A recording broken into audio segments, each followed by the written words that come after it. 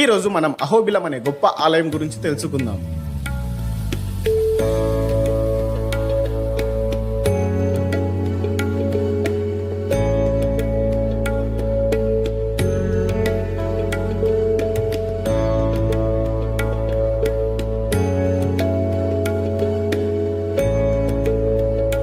మీలో ఎంతమందికి అహోబిలం దేవస్థానం గురించి తెలుసు?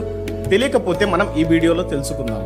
అహోబిలం కర్నూలు నుండి 140 కిలోమీటర్లు, మన నంద్యాల నుండి 63 కిలోమీటర్లో ఈ ఆలయం ఉంది. అహోబిలం అనగానే గుర్తొచ్చేది శ్రీ లక్ష్మీ నరసింహస్వామి గొప్ప క్షేత్రం.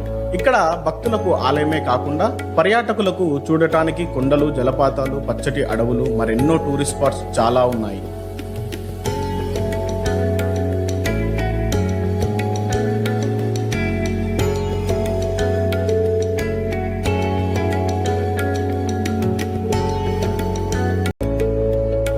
మీలో ఎంతమందికి అహోబిలం దేవస్థానం గురించి తెలుసు? తెలియకపోతే మనం ఈ వీడియోలో తెలుసుకుందాం. అహోబిలం కర్నూలు నుండి 140 కిలోమీటర్లు, మన నంద్యాల నుండి 63 కిలోమీటర్లో ఈ ఆలయం ఉంది. అహోబిలం అనగానే గుర్తొచ్చేది శ్రీ లక్ష్మీ నరసింహస్వామి గొప్ప క్షేత్రం. ఇక్కడ భక్తులకు ఆలయమే కాకుండా పర్యాటకులకు చూడటానికి కొండలు, జలపాతాలు, పచ్చటి అడవులు, మరెన్నో టూరిస్ట్ స్పాట్స్ చాలా ఉన్నాయి.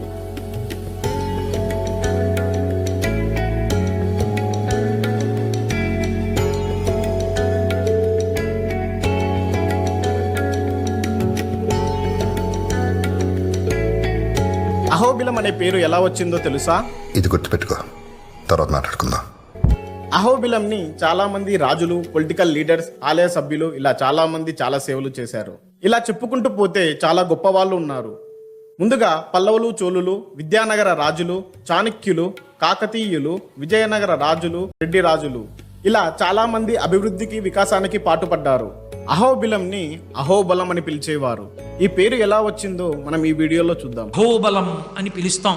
అహోవీర్యం, అహోశౌర్యం, అహోబాహుబలం బలం, నారాయణం పరం తేజం, అహోబలం అహోబలం అని ఆ నరసింహస్వామి ఆవిర్భవించినప్పుడు దేవతలందరూ చూసి అహోబలం అహోబలం అన్నారట. ఏమి బలం స్వామిదని. అందుకని ఆ క్షేత్రానికి అహోబలం అని పేరు. ఇక్కడ నరసింహస్వామి 9 రూపాలుగా వెలిశారు. అహోబిలం భార్గవ నరసింహ, చత్రవత నరసింహ, యోగానంద నరసింహ, కారంజ నరసింహ, ఉగ్ర నరసింహ, క్రోధా నరసింహ, మల్లోల నరసింహ, జ్వాలా నరసింహ, మరి పావన నరసింహులుగా చెప్పుకుంటారు. నరసింహస్వామి వారు 9 ప్రదేశాలలో ఉండటం వలన నవనారసింహ క్షేత్రంగా చెప్పుకుంటారు. వ్యాస మహర్షి బ్రహ్మాండపురంలో 10 అధ్యాయాలు 146 శ్లోకాలతో అహోబిలం గురించి రాశారు. అహోబిలంలో ముందు 10 అధ్యాయాలు 146 శ్లోకాలతో అహోబిలం గురించి రాశారు. అహోబిలంలో ముందుగా ఎగువ అహోబిలం మరియు దిగువ అహోబిలం గురించి తెలుసుకుందాం. గరుడయాద్రి, వేదయాద్రి అనే పర్వతాల మధ్యన ఈ ఎగువ అహోబిలం ఆలయం ఉంటుంది. ముందుగా దిగువ అహోబిలంలో నరసింహస్వామి ఆలయం దర్శనం చేసుకున్నాక ఎగువ అహోబిలంకి వెళ్ళండి. అహోబిలంలో ఉచిత అన్నదాన సత్రాలు ఉన్నాయి. ఇక్కడ ప్రహ్లాద వరద నరసింహస్వామి ఆలయం ఉంటుంది. ఈ ఆలయం విజయనగర రాజులు నిర్మించారు. ఈ ఆలయంలో ఆర్కిటెక్చర్ చాలా అద్భుతంగా ఉంటుంది. ఈ ప్రదేశంలో మీకు నచ్చినంత సమయం గడపండి. ఎగువ అహోబిలం నుండి ట్రెక్కింగ్ స్టార్ట్ చేయండి. ఈ ట్రెక్కింగ్ మొత్తం మనకు అడవి మార్గంలోనే వెళ్ళాలి.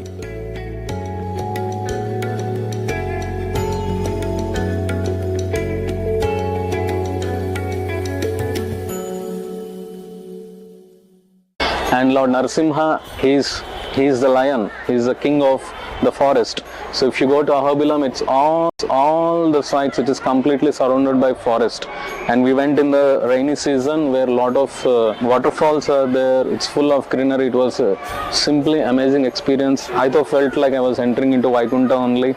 పెద్దవాళ్ళు మరి నడవలేని వాళ్లకు డోలీల సహాయం కూడా ఉన్నాయి. ఈ ట్రెక్కింగ్ మనకు 4 గంటల జర్నీ ఉంటుంది. అక్కడే ఉన్న గైడ్ సాయం తీసుకోండి. ఇక్కడ కోతులతో జాగ్రత్తగా ఉండండి.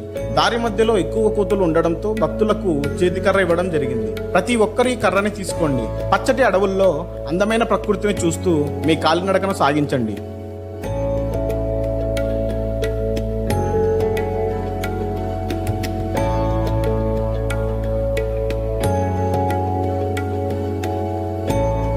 ఇక్కడ చూడటానికి చాలా ప్రదేశాలు ఉన్నాయి.